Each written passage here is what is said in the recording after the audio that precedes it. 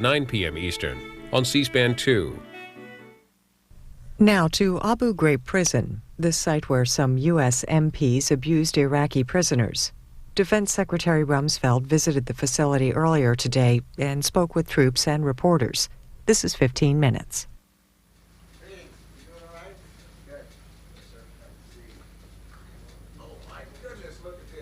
Be seated, assuming there are seats there. Wow! Look at this.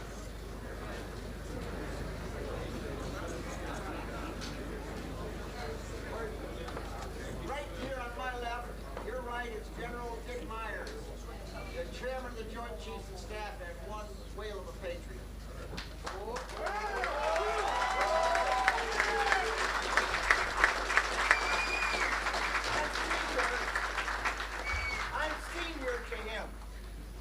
Not as tall, and I don't have as many stars, or any stars, but I get to talk first. Okay.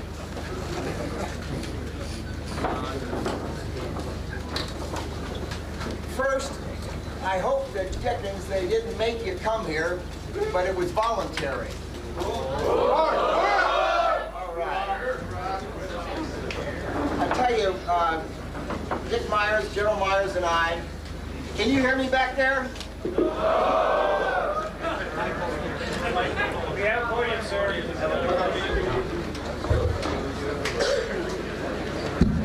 Now, can you hear me back there? All right. Dick Myers and I... Excuse me, young lady. Could you... Thank you. Dick Myers and I have been talking over recent days, and we looked at each other and said we thought that the right thing for us to do is to come out here and look you folks in the eye and tell you that we think you're terrific, we admire your service, what you're doing is important, it is noble work. This country has a future. It won't be a smooth path. It'll be a bumpy path.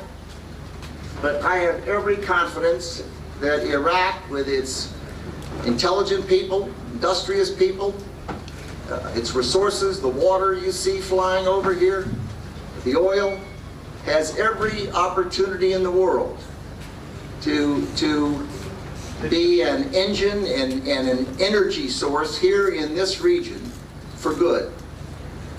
Goodness knows it has not been an engine for good for many decades. The things that happened in this prison under Saddam Hussein were horrific. Thousands and thousands and thousands of human beings mistreated, tortured, and killed. In recent months, we've seen abuses here under our responsibility. And it's been a body blow for all of us. But it doesn't represent America. It doesn't represent American values. It doesn't represent the values of you, each of you here in this room. I know that, you know that, your families know that. The people who engaged in abuses will be brought to justice. The world will see how a free system, a democratic system, functions and operates transparently, with no cover-ups, with the world seeing the fact that we're not perfect, and goodness knows we're not perfect. But don't let anyone tell you that America's what's wrong with this world, because it's not true. People are lining up year after year to come to our country from every country on the face of the earth. Why do they do that? They do that because the United States is the beacon of liberty and of freedom and opportunity. And it's a great country. And the American people are wonderful people. And we'll get through this tough period, let there be no question. And what's happening here is reported widely in the United States and around the world as not working. You don't read a lot about the fact that the schools are open, the hospitals are open, the clinics are open, that they've got a new dinar, and the dinar's been steady and strong, their currency. You don't read a lot about the fact that the ministries have been stood up, and city councils and governing councils for the provinces. You don't read a lot about the fact, you read once in a while about the fact that the security forces, some of them ran and didn't stay there and fight. Well, let me tell you, 300 Iraqi security forces have been killed. And they didn't get killed sitting in their barracks with their fingers in their ear waiting for something to happen. They got killed because they were out there vulnerable to intimidation, but willing to go out there and help to begin to build a new Iraq. And the Iraqi security forces are not trained like you are, they're not equipped like you are, they are not led like you are. And frankly, they haven't been brought up like you have. But they're human beings, they're getting trained, they're getting equipped, it's their country, and they're going to have to take over security for this country. And God bless them for having the guts to do it.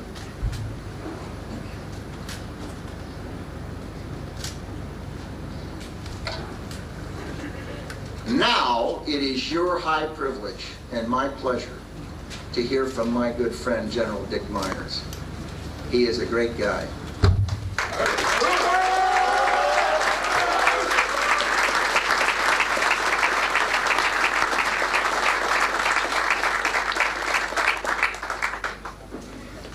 Well, I think the Secretary covered the abuse situation, so I'm gonna let that go. I think that was covered adequately. But let me tell you what I have absolute confidence in. First of all, I have absolute confidence in the men and women of our armed forces and everybody in this room. Confident of your training, your leadership, confident of what you bring to Iraq. I'm confident in our military justice system. It's worked for a long time. It's going to work in the future.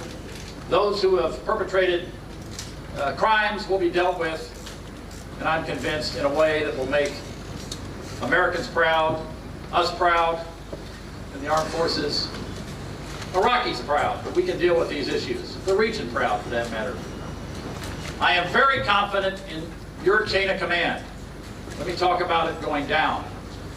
You couldn't have finer leadership than General John Abizade, General Rick Sanchez, on down to the folks that run this facility. I have great confidence that hopefully you haven't been tortured by any of the testimony we've been involved in the last several days, but if you have, you've heard me say that as a witness in front of several committees, that our chain of command is what it's all about, and I've got great confidence in it. Let's talk about the chain of command up. And I can say this because I'm not in the chain of command. If you remember your training, I'm military. I'm merely a military advisor. I'm not in the chain of command. At times I wish I were, but I'm not. But the chain of command up, we had a meeting this week with President Bush in the Pentagon. And what we talked about was Iraq strategy and the way ahead. And I can tell you what, the Commander-in-Chief, through our Secretary of Defense, are steadfast in their support for you, support for your mission, and support for this noble cause that we all strive for here in Iraq, in Afghanistan, around the world, to the best we can in the military, do our part in helping rid the world of extremists. You can be very proud of this gentleman that's in that chain of command.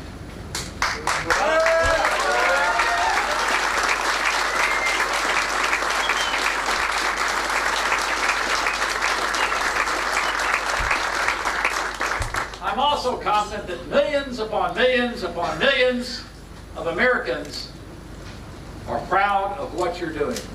We were sitting, I think it was just yesterday, but you'll pardon me because the last 24 hours has been a little bit of a blur. But we left the hearing room, and I think it was yesterday, when Senator Ted Stevens, we got anybody here from Alaska? Oh my goodness. He'll be disappointed. I'll be disappointed. Senator Stevens is a senior senator from Alaska. You probably know he's the chairman on the Senate Appropriations Committee of the Subcommittee for Defense. And he said a very powerful thing yesterday. And he said, you know, and he was sitting next to Senator Inouye, who has the Medal of Honor from World War II. Senator Stevens served in World War II. And he said, you know, until recently, everybody was calling us, the World War II veterans, the greatest generation. And he said, today, there's a new greatest generation, and that's you. And that's a fact. So you ought to be proud of what you're doing here. You are changing. I know it's hard when you're toting a rifle around here and carrying a pack that weighs more than you do and eating a lot of dust and maybe not eating the right kind of meals and a long time between hot showers. All complaints go to my EA, Colonel Anderson here. I know it's not easy, and it's hard to step back from that and realize that what you're doing is changing the course of history for 25 million people in this country. It is a noble cause, and I'm confident that we can do this. Your Commander-in-Chief is confident. The Secretary of Defense is confident. General Abizaid is confident.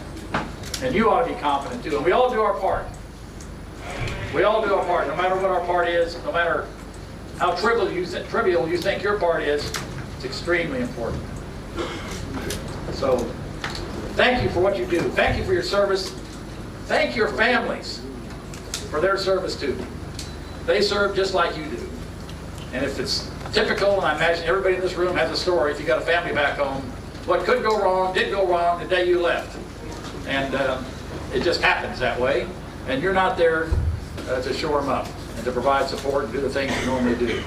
So as you talk to your families, email your families, write to your families, tell them we appreciate their service as well. We know they make huge sacrifices. Thank you very much.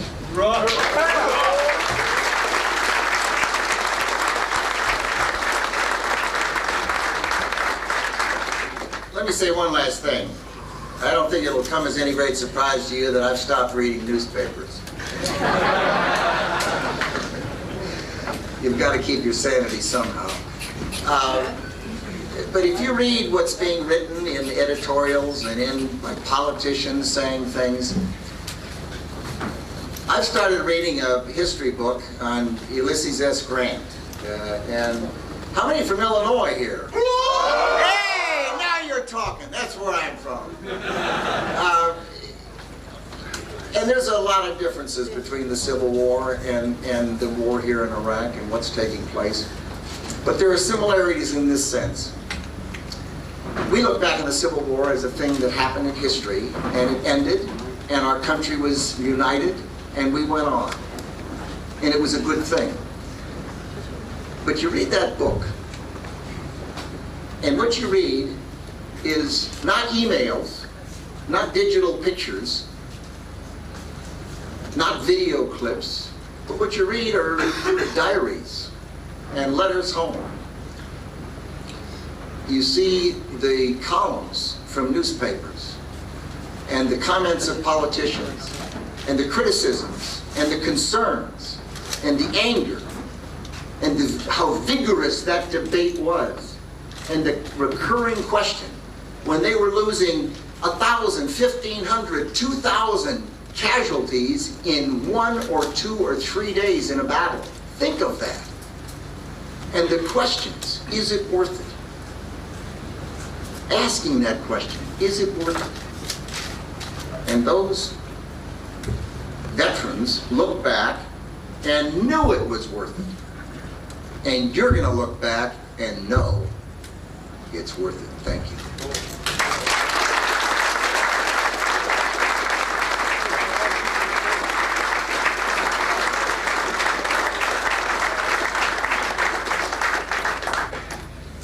God bless you all. Thank you so much.